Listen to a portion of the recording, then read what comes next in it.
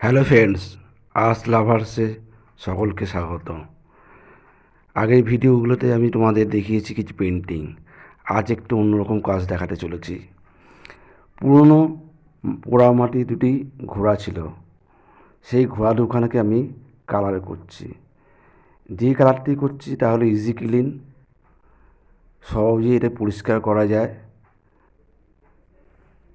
এবং পোড়ামাটির ওপর এটি ডাইরেক্ট কালার করা যায় সামান্য একটু জল মিশিয়ে।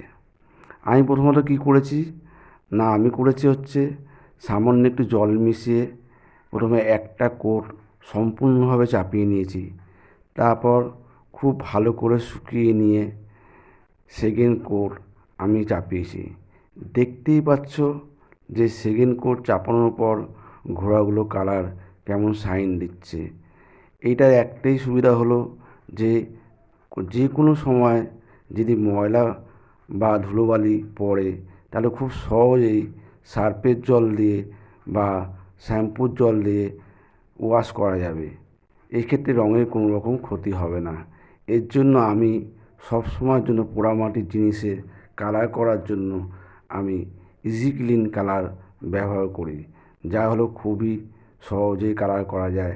Easy clean gold silk colour, water base colour, যা আমি ব্যবহার করে থাকি এবং তা তোমাদের আজ করে দেখাতে চলেছি।